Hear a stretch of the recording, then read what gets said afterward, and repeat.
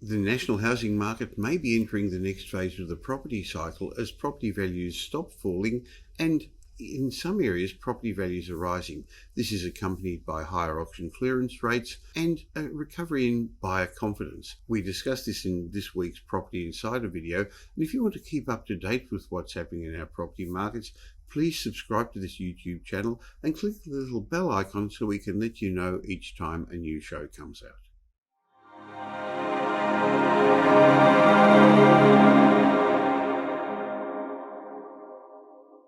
While the media continues to remind us about all the headwinds facing our property markets, and Governor Lowe and the Reserve Bank has delivered 9 interest rate rises, and there's probably more to come, our housing markets seem to have shrugged this off, and property values around Australia seem to have stopped falling in many cases, and there are even some places where property values are rising. Does this mean we've now entered the next phase of the property cycle, or is it too early to tell? That's what I want to ask Dr. Andrew Wilson, Australia's leading housing economist and chief economist of My Housing Market. Hi, Andrew. Yes, good day, Michael. And it's maybe not a real surprise that we're now starting to talk about the recovery in our housing markets. The data over the February quarter has certainly been positive in terms of the national median house price, and these are prices over the February quarter. So it measures the 3 months over February compared to the previous 3 months over January. So it's an updating model, which is robust in terms of taking the 3-month period of observation. So the results were in, Michael, and we saw the national house price, median house price, increase for the first time since April last year. So after a lengthy period of declines, even though those declines were certainly moderating over recent quarters, we've now finally reached the point where we have an increase. Now, it was only up by 0.2%, the national house price, but a rise is a rise is a rise. And as I mentioned, it has come following a lengthy period of declines. And it really was, this is a weighted average, of course, of capital cities. That's how we get the national house price. And because the weightings are based on the number of properties in each capitals, of course, the larger markets such as Sydney, Melbourne and Brisbane make up the lion's share of the weightings for that national house price. So no surprise that it was the Sydney market that really did record a strong result over the February quarter. The median house price up by 1.4%, Michael, over the quarter. And of course, with Adelaide flat and Perth, the only other capital to record an increase, it was the energy out of that Sydney market that did result in the national house price increasing for the first time since April last year. Andrew, we shouldn't be surprised about this because the auction clearance rates, almost a leading indicator telling us what's going to be ahead for eventual sale prices, they've been starting the year very strongly, haven't they? Well, yes, Michael, no surprise that Sydney is leading the charge back into growth. We have seen those auction clearance rates rising quite strongly in Sydney, particularly over the past 2 weekends. We're now tracking in the mid-70s, and of course that's well above where Sydney finished at the end of last year, where auction clearance rates were in the low 60s. So as we say every week, auction clearance rates are a reliable forward indicator of what's happening generally in our housing markets. And again, that's been proved by the rise in Sydney house prices over the February quarter, which does reflect those stronger clearance rates. And as I mentioned, it is the Sydney market that's led the increase in the national house price. And again, it reflects those higher auction clearance rates. It was also interesting, Michael, that we saw an increase in the median unit price also over the February quarter. Median unit prices nationally were up by just 0.1%, but those increases, when we look at the capital city results, were more evenly spread. We actually had the Brisbane market, the main performer, the top performer, except for Hobart, which does have a small unit market and is volatile, and it had a very strong result over the February quarter. But of major capital cities, Brisbane's median unit price was up by 1.7%. So another strong result for Brisbane units over the February quarter. And Brisbane units have increased by now 9.6% over the year, Michael. So a good result again there for unit owners in that Brisbane market. But again, these are early signs of a lift and a return to growth. We know the Sydney market following an extraordinary boom, led the market downwards over the early stages of last year. And now it looks like the Sydney market is leading the capital cities back into growth with a very positive result over the February quarter. Well, Andrew, we're going to get another interest rate rise or two, that's what the Reserve Bank's suggesting. Our economy's going to slow down a little bit, or I guess that's what the Reserve Bank's trying to achieve. Yes. Wages are not going up as much.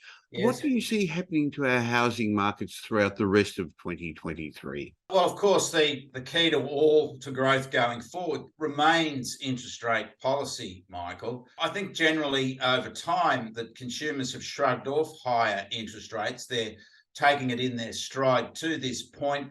And I do think that reflects the continuation of a very strong economy, dare I say, a booming economy, really everywhere in Australia. And as you mentioned, wages are rising, probably not rising anywhere near at the level that particularly the Reserve Bank expected, given how strong our economy is. Those results were probably a little disappointing that we had with the wage index last week, Michael, up by just 3.3% over the year, ending the December quarter. Now, that's certainly higher than we've had for around about a decade, but given a very strong labour market over the past 12 months now, Michael, we should probably have expected higher wages growth. And certainly the Reserve Bank have been consistently wrong in their forecasts for wage increases, and they keep referring to their outside sources that have been telling them that wages are increasing sharply. Well, the official data is not supporting that. So yes, the outlook does remain cloudy in terms of official interest rate movements, Michael.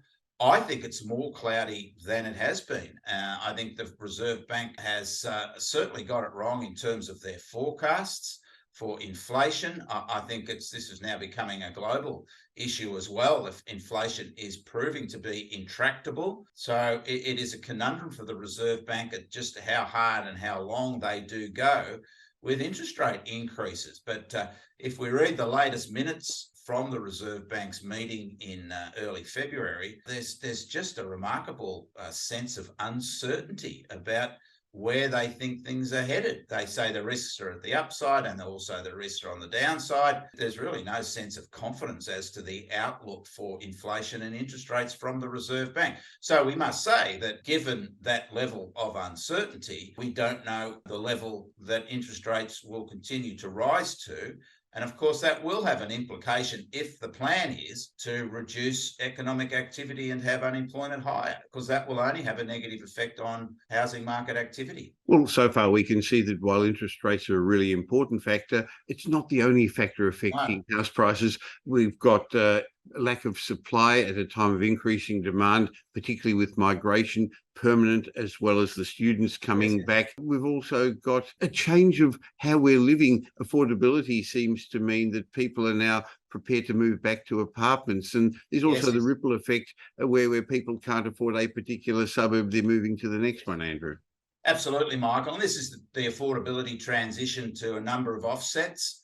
And you're absolutely right. I think that the unit market is certainly primed for more demand. And there are a number of factors there, obviously affordability, locational advantages, but really, I think there's also a gravitation towards lifestyle preferences for apartment living. And this is, again, reflecting that undersupply of property. But I do think as long as we have a strong economic performance, as we certainly still have now, even though the unemployment rate has ticked up marginally. These are very low figures for the current unemployment rate, and it will take certainly a much higher unemployment rate, theoretically at least, to have an impact on inflation. And we just really haven't made any impact so far with nearly 12 months of higher interest rates. So this is a big challenge for the Reserve Bank, Michael. How far do they go, given really nothing's working and retail sales are high, and now we have house prices rising again.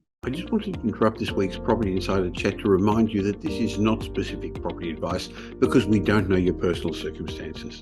But if, like many property investors, you're wondering what's the right thing to do at present, should you buy, should you sell, should you wait, you can trust the team at Metropole to provide you with direction, guidance and wealth-producing results. Whether you're a beginner or an experienced investor, at times like we're currently experiencing, you need an advisor who takes a holistic approach to your wealth creation, and that's exactly what you get from the multi-award-winning team at Metropole. We help our clients safely grow, protect and pass on their wealth to future generations through a range of services: strategic property advice, buyer's agency, wealth advisory, property management, renovations and development management services. Go to metropole.com.au and explore your options with a complimentary clarity consultation. Okay, just to finish off, let's have a quick talk about what happened to the auction markets over the weekend. And the early season weekend auction markets seem to be gathering momentum. More properties are coming onto the market for auction, and the appetite is there, the depth of buyers is there, particularly in Sydney, Andrew. Oh, yes, Michael. It was another relatively strong weekend for auction activity. Sydney's maintaining the rage with another 75% clearance rate, despite 100 extra auctions coming into the market on the weekend. There's really a consistency, and momentum is growing in that Sydney market, and confidence will only be added to when those reports of higher prices come through the media. And of course, that's all about releasing that pent-up demand from those that have sat on their hands over the past 6 months or so, coming back into the market and realising that perhaps they've missed the bottom of the market in Sydney. So we'll get that fear of missing out energy, the FOMO energy, start to push activity even higher. Melbourne also had a good result on the weekend, Michael, 73.1% clearance rate. And with a big lift in auctions, we had almost 300 extra auctions in Melbourne at the weekend compared to the previous weekend. So again, higher auction numbers haven't held that Melbourne market back. And other markets also experienced higher listing numbers, and we expect that as February evolves, and was the last weekend in February, of course. And clearance rates remain solid in Brisbane despite that increase in auctions, and very strong results continuing in Adelaide. And Canberra a little higher compared to the previous weekend, with 30 extra auctions, a large increase in auctions in Canberra. So really, Michael, our auction results are pointing the way to, as they always do, to a revival in our housing markets. Clearly, Sydney is reviving with prices growing.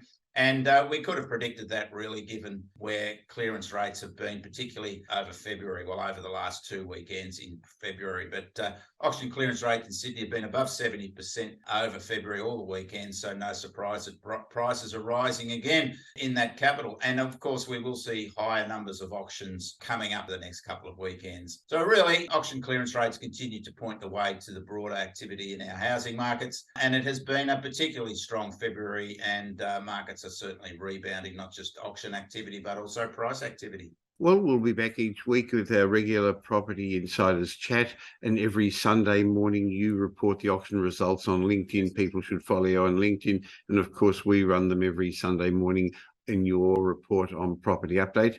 Look forward to seeing you next week then, Andrew. Yes, Michael, it's all very exciting stuff. Thank you. Bye.